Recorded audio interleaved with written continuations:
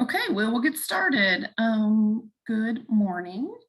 Today we're going to be joining the Learning Blade for STEM Computer Science CTE awareness, career awareness session. We have Sheila Boyington as our presenter. Sheila's the co-founder and CEO president of Thinking Media, creator of Learning Blade, a system of interactive online lessons and offline lesson plans for 5th through 9th grade, and it has been validated by Battelle to increase awareness and interest in STEM, computer science, and CTE careers. She was also the creator of the key train for the work keys, which ACT has acquired. So Sheila, they're all yours. Great, thank you, Laura. And hello, everybody.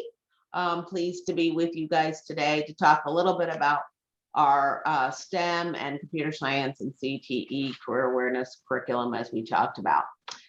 Just kind of want to start at the beginning to kind of talk a little bit about, the work in Indiana.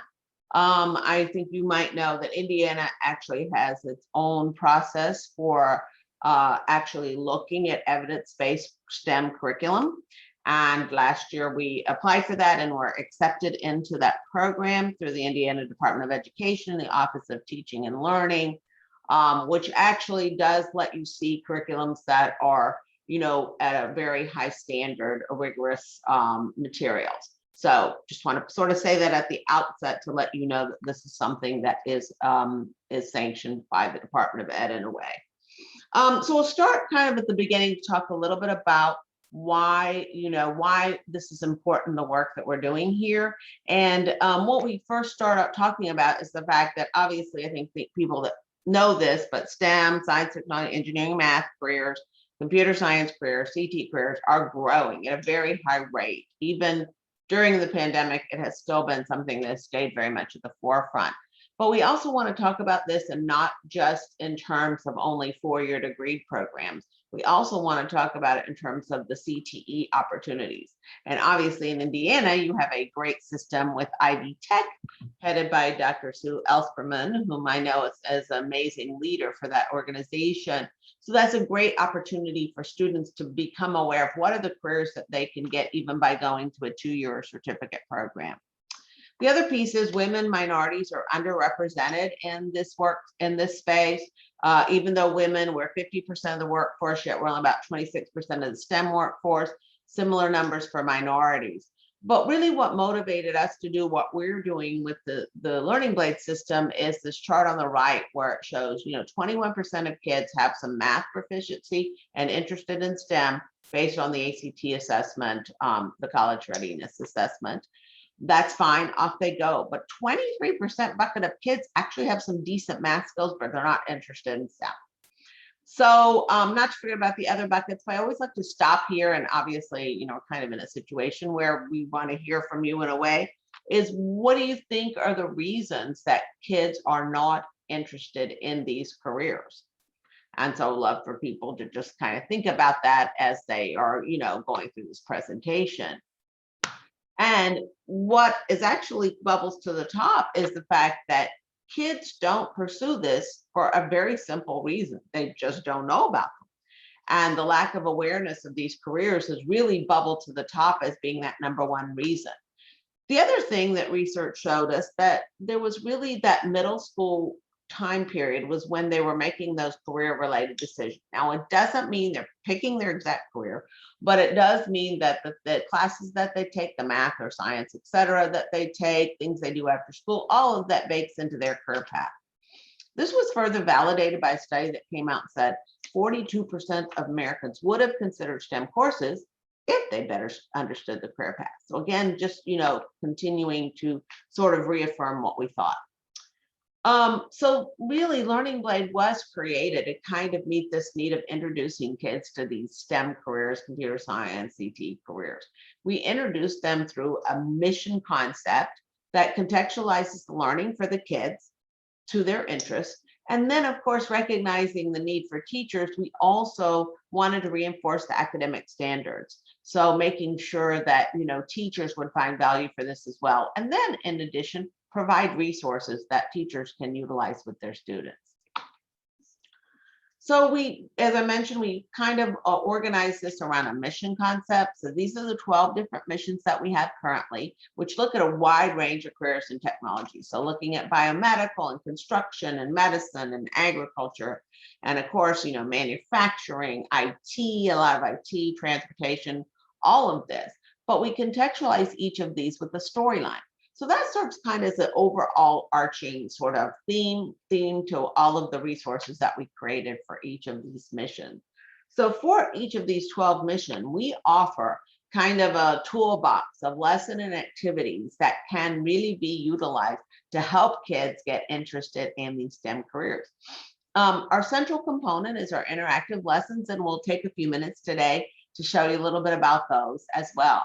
Beyond that, we have some design thinking lessons using the 5-step design thinking process. We'll talk about that as well. And we have some career videos that introduce kids to the different kinds of careers through videos so they can see a day in their life. We have challenge projects, which are our project-based learning lessons. Now, I know there are wonderful project-based learning resources out there, but when you see our hands-on project-based lessons, they're going to be a little bit different in that we use common materials. A lot of times when you do get project-based learning opportunities, you have to go out and buy expensive equipment.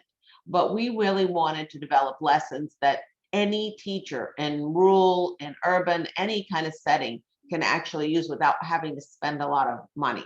And so, for example, teaching force with pencils, pennies, and rulers, you don't have to have expensive weights in order to prove those concepts. So you'll see those in our project-based learning or our challenge projects. Our 3D printing activities, obviously, this is the one place where you do have to have something. You have to have a 3D printer, which really is kind of our soup to nuts around creating additive manufacturing examples. So actually designing something, modifying it, printing it, and then using it in an experiment, all the way, start to finish around additive manufacturing. What's great is that we have a partnership with FlashForge, a national 3D printing company, and schools that finish a certain number of lessons during a school year with Learning Blade actually win a free 3D printer. So we have given away hundreds of these throughout the country. Really excited when teachers get to get a 3D printer in addition to having our great resource in their classroom. Our parent discussions, as you might imagine, have been very popular during the COVID time. This is the opportunity for parents with zero STEM background or any kind of computer science, et cetera, background, can actually have conversations with their kids about things around the home that really STEM weighs into. And it does include actually an at-home experiment too. Again, being very simple, using materials that you have at home.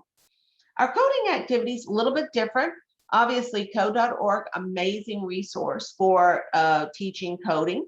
But we also found, that you needed to be highly trained to use the code.org materials.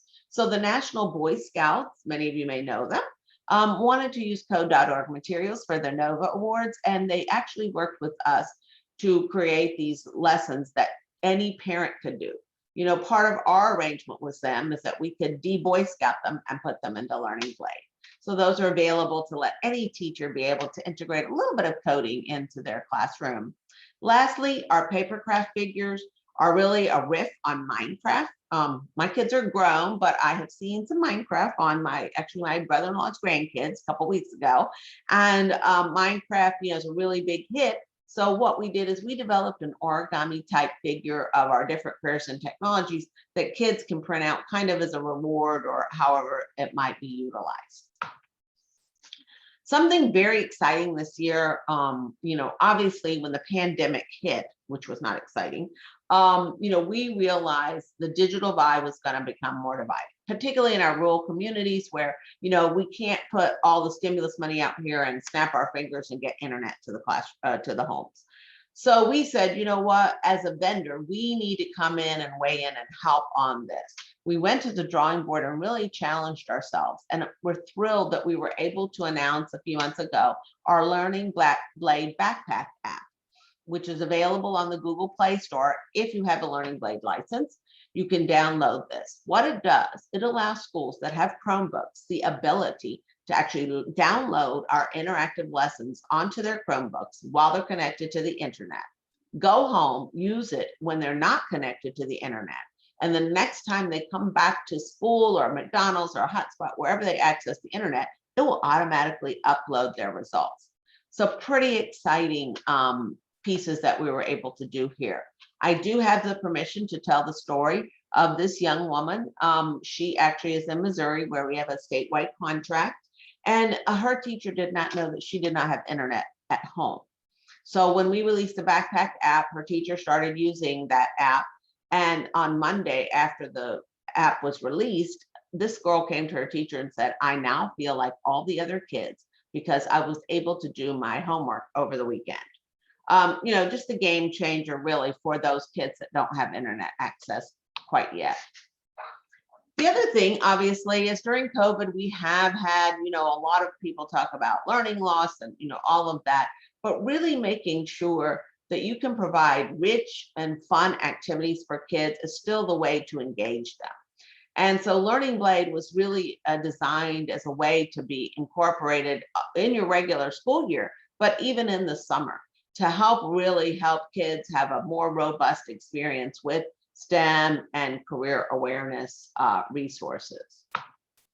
As we haven't talked about yet, but definitely we have a pretty successful pilot in Indiana that was performed through funding from Andrus Hauser and the CCEF group, who actually looked at Learning Blade and found it as a way to actually connect kids to STEM and computer science during a time when the pandemic was, not allowing them to come to their facilities. They were able to do this. And of course, our great teacher, Chris Campbell, really enjoyed having it as part of his technology class that he was teaching. And so, really finding ways and hearing from teachers is really the way that we love to have this sort of publicized. We also have many educators who have talked about, the importance of this, definitely in career and technical education. Not sure, if those of you that are listening or watching are in career and tech. There's also something that came out in the Perkins V last couple years ago that actually now requires career exploration in the middle grades. And so a lot of our states that have Learning Blade statewide can just check that, but certainly an opportunity for you all to be able to utilize Learning Blade in that way. And students of underrepresented, definitely, having it meet all the needs of the core subject areas.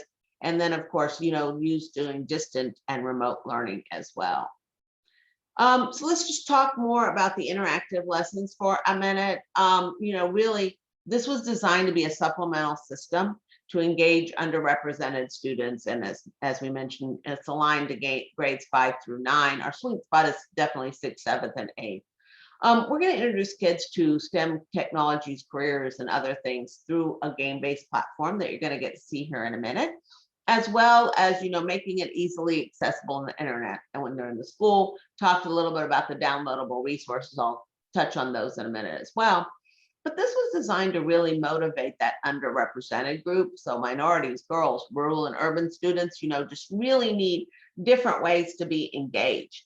Particularly girls, we like career paths where we're helping people. Quite frankly, millennials do now, and whatever's after millennial, Gen X, whatever. They really want careers that impact society. And a lot of times we don't take kids, what I call, all the way to the finish line to show them being an engineer, being a scientist, being in construction, being in manufacturing actually helps society in a positive way. So that's what Learning Blade is built to do, to kind of close that gap right there. We also knew that, just because you are good in English or social studies doesn't mean you shouldn't pursue a STEM career. So we didn't just put science lessons in here. We actually have math lessons, of course, but we have English and social studies.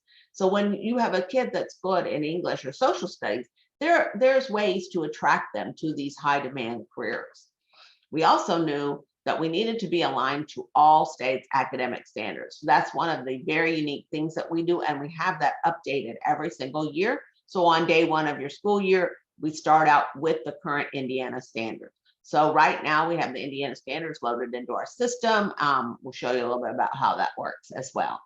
We also have, as I mentioned, 200 hours of materials for 5th through 9th grade. 100 hours is the online lessons, interactive lessons, and another 100 hours are those lesson plans that I talked about, and I'll share more about those in a minute. As Laura mentioned at the beginning of this, we were the creators of Key Train and Career Ready 101 that were designed to prepare students and individuals for the ACT Work Keys Assessment. We actually had 700 sites in Indiana, so we were very busy in your state helping to build the workforce. But that was really more at a secondary or post-secondary level. ACT acquired it from us a few years ago. We were vice presidents over Work Keys for a couple of years, but then really Dane, whom you're going to get to meet in a minute, and myself, we are engineers by training. And so this was very much passion work for us to make sure we could help that next generation get exposed to these amazing high demand careers that are largely going unfilled in our country. So each of our missions looks a little bit like this. This is 2 of the 12. And the orange circles are tools or STEM technologies. The green circles are teammates or STEM careers. The kids will earn the tool or teammate for the different mission by completing these mini academic lessons here. So social studies, math, science, and English. As I mentioned, we have all 4 of those. Each of those are 10 to 15 minutes for our Twitter generation, I call them, so that kids can get some quick and feedback and positive feedback as well.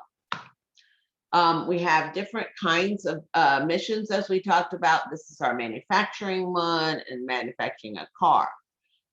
Kids can either select a mission or teachers can assign a specific mission. We'll show you how that's done very simply. And the students operate the mission from a dashboard where they're able to choose their tool or teammate that they want to review. And they're able to see some gaming aspects down here of tools earned, teammates earned, scores, and other things of that nature. Our interactive lessons do introduce kids to the careers, but at the same time, as I mentioned, reviewing their academic standards. And as I mentioned, the design thinking process is included. Part of our lessons are sort of, a regurgitation a little bit about what you've heard or learned. And so our mission challenges. But we want to design thinking in here to really help kids ideate and innovate. Just because they sort of learn about something in this mission, we also want them to figure out maybe there's a different way they found to solve this mission. And so that is where our design thinking lessons come in using that 5-step process. As I mentioned, our mission challenges are project-based learning lessons, and these include several different kinds of resources, looking at a writing prompt, a presentation prompt, and then some manipulatives or the type of exercises and experiments, as I mentioned, that use common household or classroom materials. You can see here we have some CDs, pencils, and toilet paper or paper towel rolls to actually create a little car. Our 3D printing does, as I mentioned, need the 3D printer. But what's cool about this is that you are able to actually teach kids how to use 3D printing to sort of do manufacturing. It's not your grandfather's manufacturing anymore. And even as we saw at Enders Hauser, when we were able to work with them, the facility is very, very clean. It's not manufacturing in the way you used to think about it, but we also need to show them how cool it is to have technology involved in manufacturing.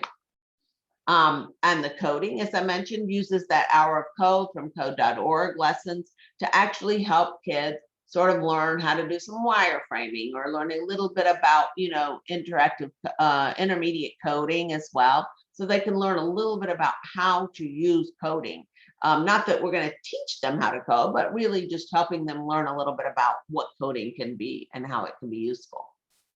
As I mentioned, we do align ourselves to all the academic standards, and our robust learning management system lets teachers have enormous data if they want it. Don't have to use it, but it does give teachers the ability to get some feedback on where their students are doing well and maybe where they're not, and what are those specific skills that are in there. As I mentioned, you are able to look at all these standards in the Indiana format. So this is actually the different kinds of standards for Indiana. What's very powerful here is this search bar here can be utilized for you to type in a Indiana standard or a keyword, and it will automatically pull up all the different activities or lessons that relate to that specific standard. That's pretty cool then, because then teachers can just assign it with a click of a button and their students have the opportunity to review standards that maybe their teacher is covering. We currently have 8 different statewide contracts, which means in any of these states, Learning Blade is free to any school to utilize. What's cool is that we are in our 6th year in Tennessee, our 5th year in Arkansas, starting both 7 and 6 years of those. We have 100% renewal of all our state agreements, and very excited to be able to move. Right now, I know there are ESSER funds that are out there that are available for tools like Learning Blade, and Dane's going to come and now show you some of the curriculum as well. And then we can talk about ways that your own district can also get Learning Blade. So I'm going to turn it over to Dane now, and he's going to come and demo the system for you.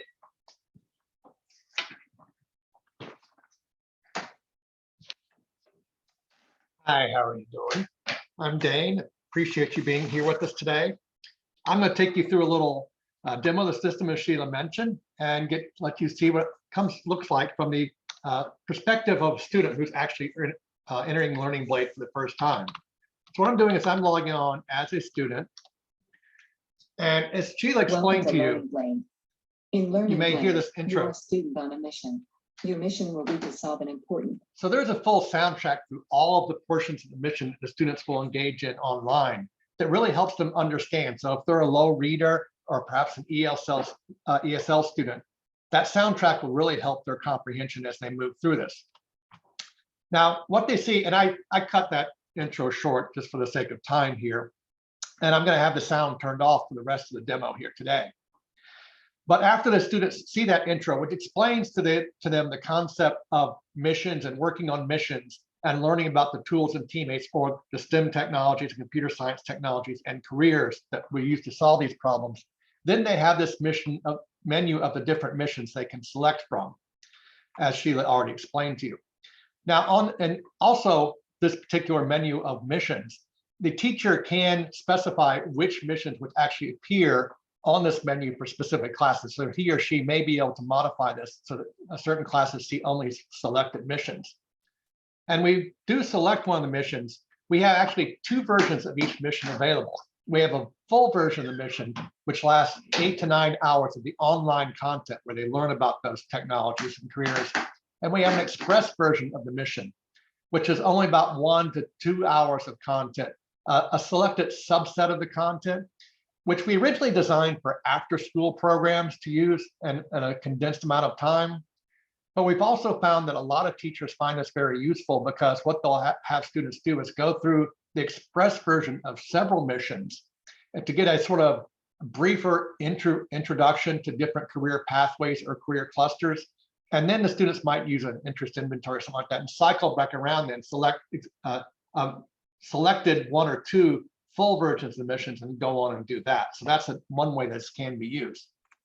But I'm going to select a full version of one of our missions. Now, this is a mission that we did have, as Sheila explained, written about 4 years ago. It's about tracking a flu outbreak. This was actually our first take on an IT related mission, because what the story was that, and if you start these intros, there is a little bit of a storyline which sets up the problem that the students are going to be working on. And this one starts off with the students watching their social media feed, and it's blowing up with people who are getting sick. And the idea is, well, maybe we can use computers and data and social media to track a flu outbreak. And of course, this sounds sort of quaint nowadays, but we thought this was really, ingenious about 4 years ago. So what they do in this introduction is they're going to pick out, which things do we want to talk about in this mission. So we've already introduced the idea of social media. So we're going to use that, and we'll probably use the GIS system that's built into phones to track where they are.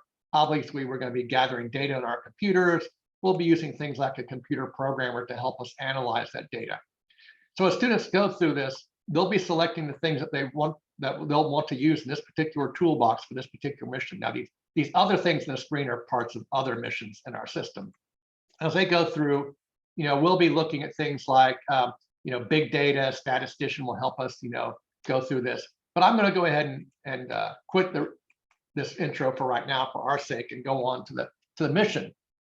So after students start the mission, they'll wind up on this dashboard. This dashboard is where they will actually operate the mission from.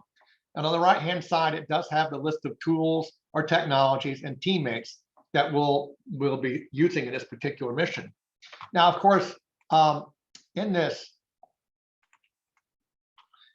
we have an ongoing score down here at the bottom of the screen and progress bars on earning their tools and teammates. And as I mentioned, this originally was our IT mission, but we mixed together the IT careers with the careers of the problem we're trying to solve. In this case, it was a flu outbreak. And so, we mixed in things like epidemiologists because, a few years ago, we thought it would really be interesting to have students understand what an epidemiologist does. And so when you select this tool or teammate, this is where you're going to have the 4 or 5 short little lessons that talk about this particular career technology in the context of math, science, social studies, and English. These are the things that are on that chart that Sheila showed you earlier. So these lessons have 2 real purposes. The first purpose is to tell us, what is this career technology? And so, we have one for epidemiologists. Now, these things are self-paced lessons. You can resume where you left off. I won't do that. I'm going to start back at the beginning of this. And these are self-paced lessons that students will go through and learn about this career technology. In this case, we're going to be learning about what an epidemiologist is and how they study patterns of health risks and infections and how they track the emergence of viruses in geographic locations. So as we go through this, we'll be learning about what the epidemiologists do, but we'll also have certain questions or problems in all these lessons. In this case, these introduction lessons, we're really going to focus more on the ELA, reading comprehension, vocabulary, things like that as we go through this. So if we talk about the emergence of viruses, we're going to ask them, what are some synonyms for that? Well, development or appearance would be good synonyms for that. So, and every time we do have a question or problem, we will go over the answer on the next page. So as we go through these things, you'll get gold stars here down at the bottom if you're getting these answers or problems correct.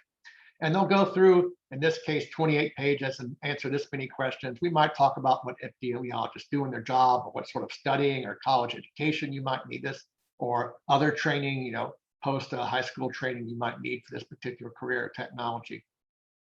I'm going to go ahead and skip out the rest of this lesson to go off to another lesson and talk about our second purpose for these lessons. And for that, I'm going to switch to what we call our dolphin rescue, but which really is our biomedical careers mission. So we're going to be talking about using prosthetics to help both animals and humans overcome certain injuries. And so we're going to be talking about artificial limbs or prosthetics, and we'll be talking about how these are designed and built by a team that includes, all the way from biomedical engineers down to the machinists that might actually make the parts that go into the prosthetic.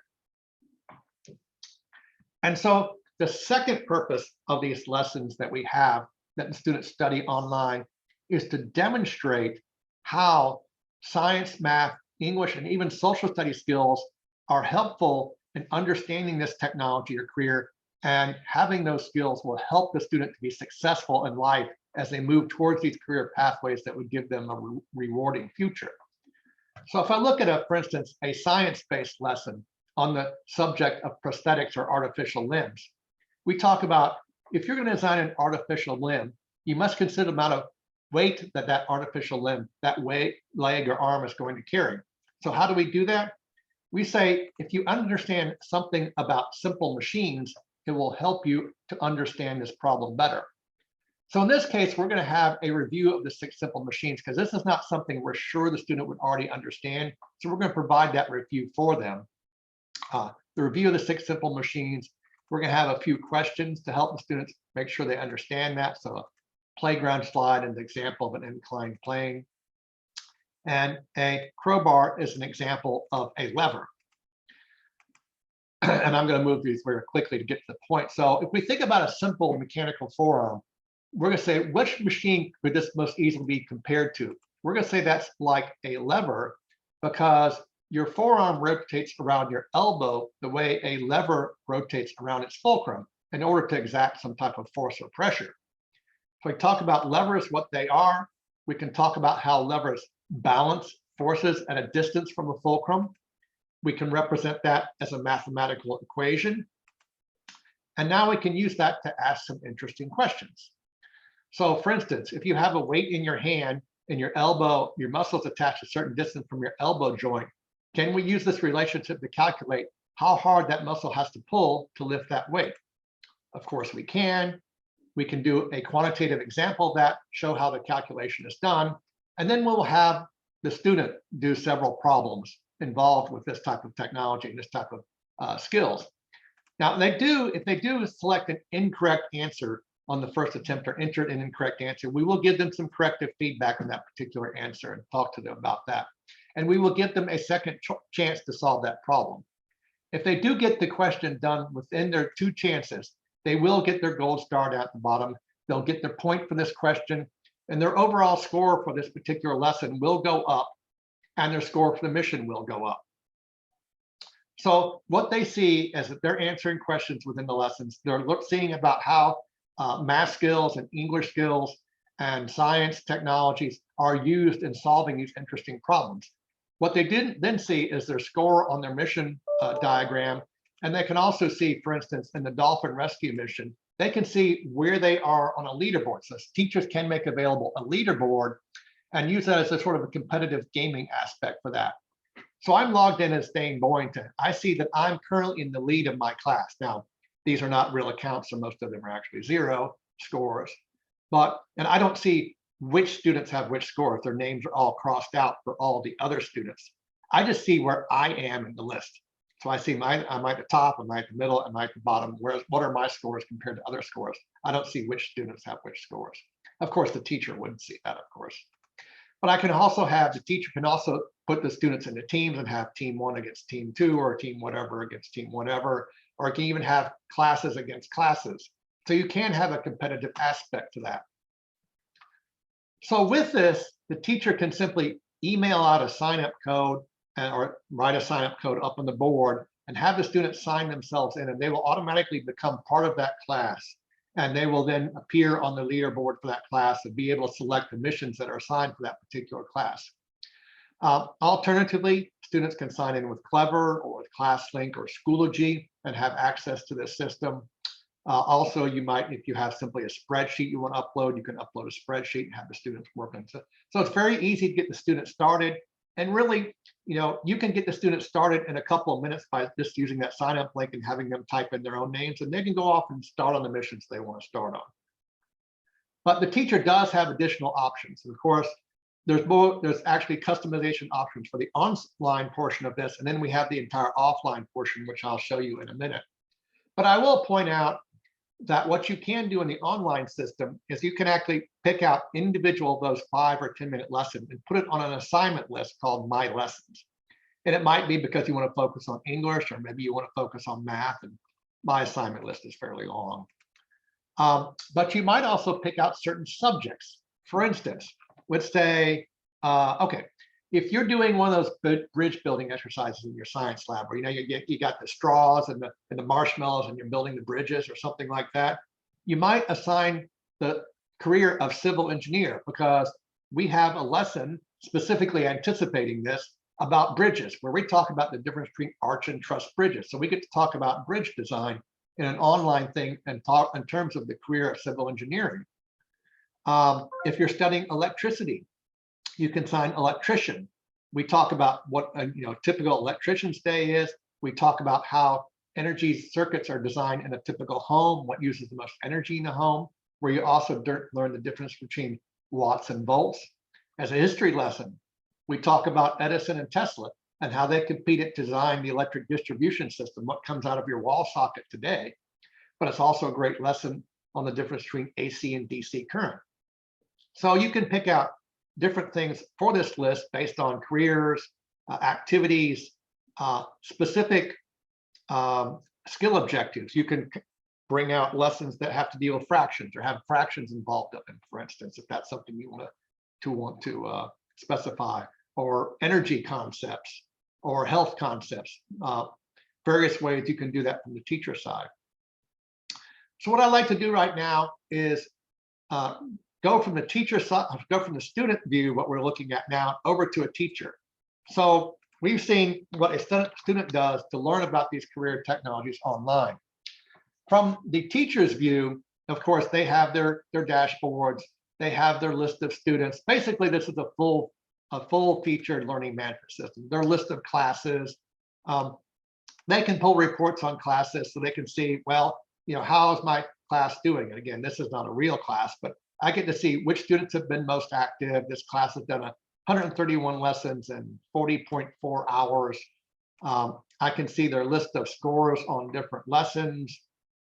I can pull down, not only a list by student, I can do class averages. I can download a spreadsheet and use this for a grade book, however you want to do that.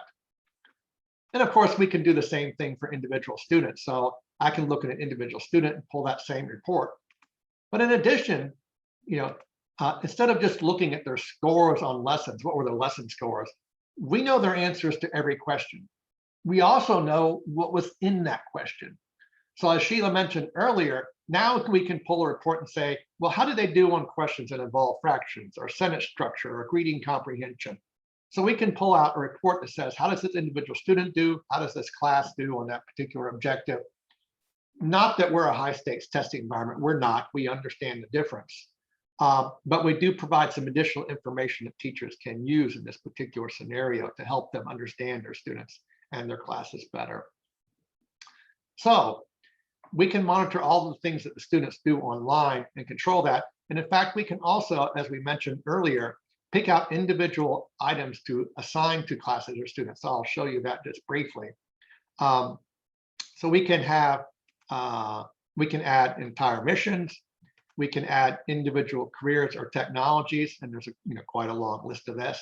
Or we can go down to the point of the individual 5 or 10-minute lessons that students do. And as Sheila mentioned earlier, when we do this, this is at the level where we can identify the specific skill standards that are involved in each lesson and their particular keywords. So we can search here by keyword, we can search by a standard, we can see what each standard is. And of course, we can see that in terms of Indiana standards if we want to do that, or whatever state you might be interested in. So it's very easy then to sit there and search for specific Indiana standards and see which lessons would address that or have that built into that. Now, in addition, as Sheila mentioned, the students learn about these careers and technologies online, so they understand what they are. But of course, we want them to apply that knowledge. We want to apply that learning in multiple different modalities. And so what we do, as Sheila mentioned, we do have the different hands-on projects, design thinking, coding challenges, and things like that. So the first set that we created to go along with our online missions is what we call the mission challenges. And the mission challenges are actually a group of 4 different activities. And these 4 activities, one of them is always something to do with the writing.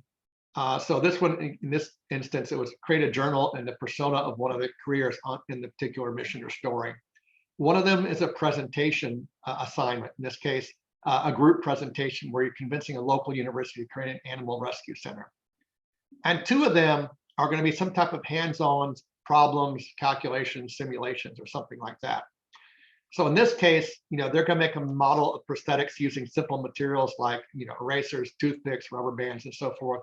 In this case, we show them how to do this with the dolphin's tail cutouts. They're also going to do some simple experiments, like we talked about levers. So we'll do simple experiments with levers using pencils and pennies and rulers, doing the calculations to assure the students that this thing actually does work. And we have one of those sets for each of the 12 different missions. Now, of course, we also want them to solve the problem of the mission. We want them to have their own innovative solutions that they come up with. So we do have a design thinking exercise for each and every one of these missions.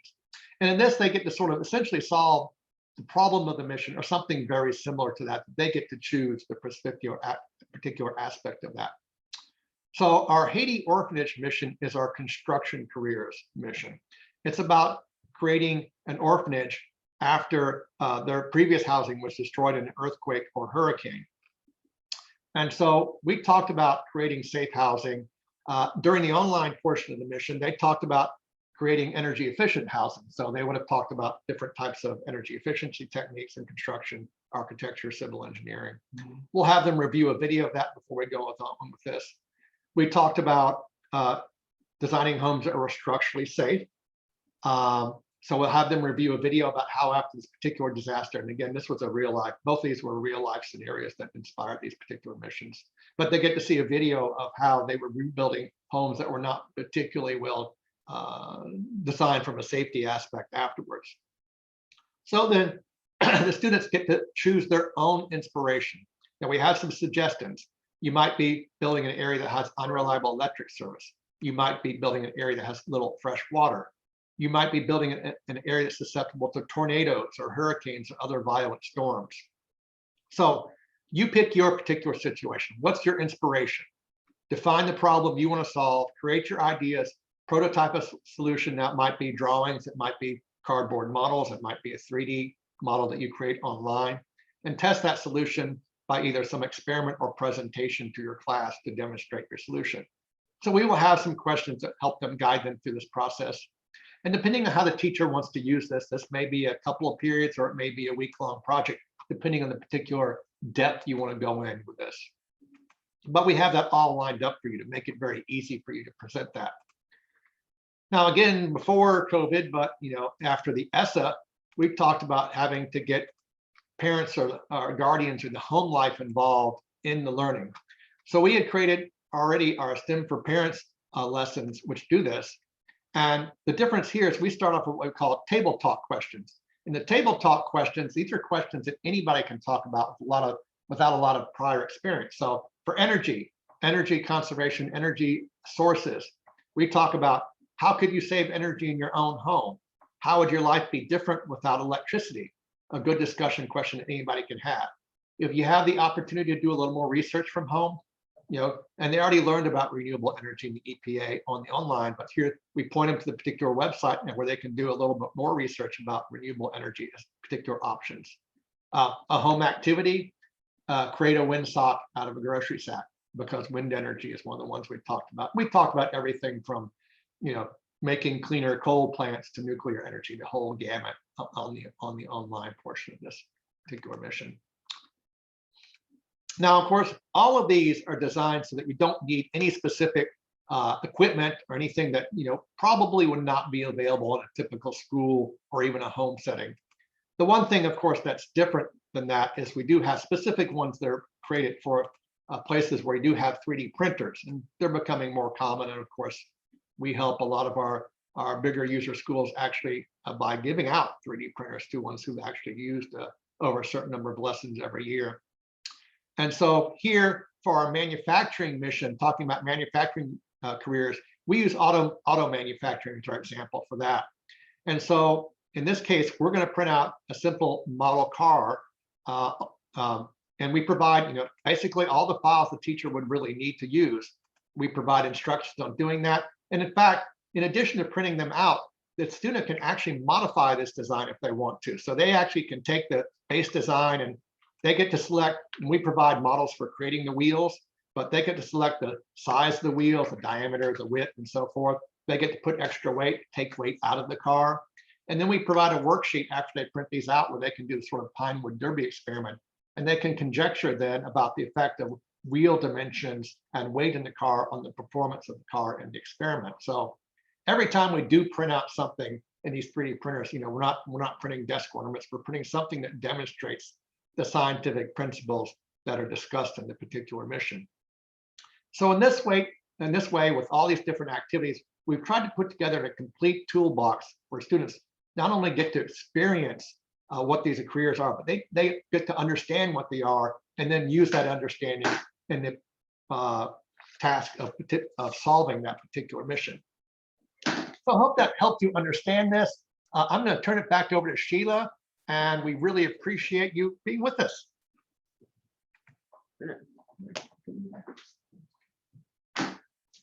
Okay, thank you.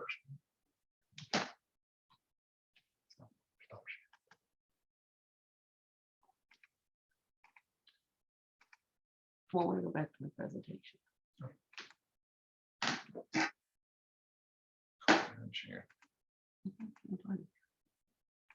Okay, great. Yeah, so I think you had a chance to see Learning Blade and would love to just share a little bit about our data as well. because obviously this sounds very good, but we want to make sure we can back it up with some data.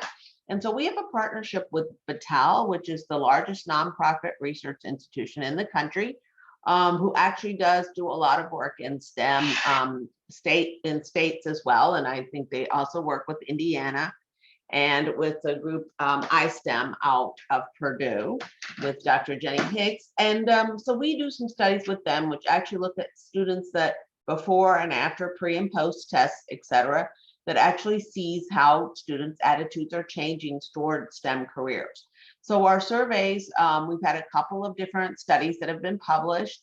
One said 55% of students had an increase and they're strongly interested in careers in computer science, doubling the number of kids who say they're interested in becoming engineer scientists. My favorite data is really the 69% increase in kids now recognizing what I learn in school will be useful later in life. Relevance, relevance, relevance. If we aren't about that, we should be.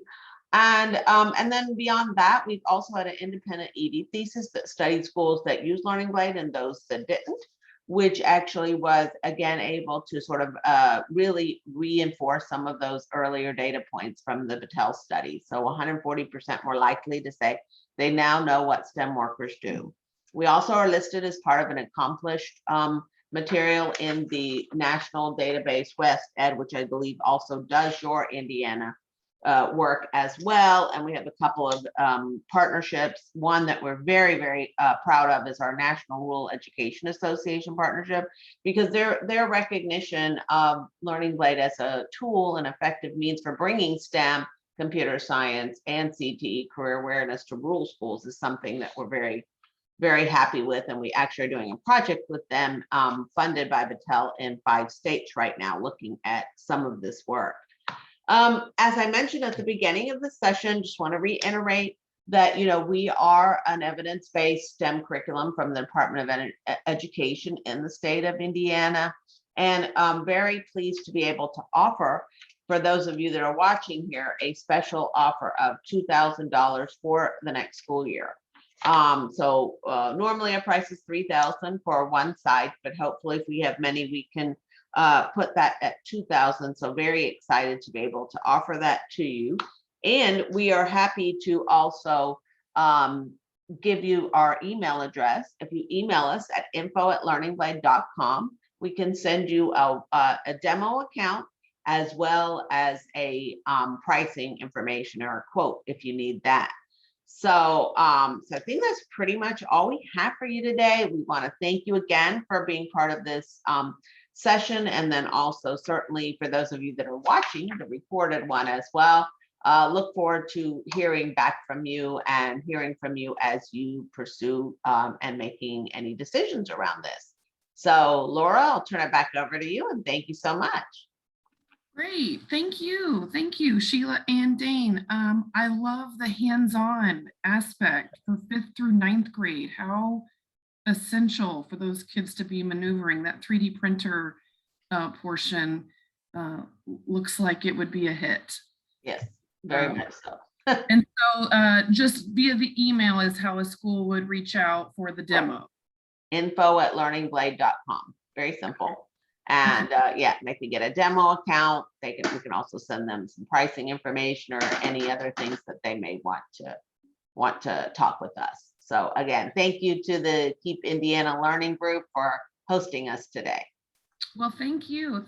And for those of you who are watching, I believe even the recorded version, there may be a PGP link to take a survey and obtain PGP points. So if you're watching live, that should be available to you now. I think it would be available if you watch the recorded session as well, but don't quote me on that. Okay, and we will end there. Thank you so much. It was nice meeting you. Thank you. Good to meet you too. Bye-bye.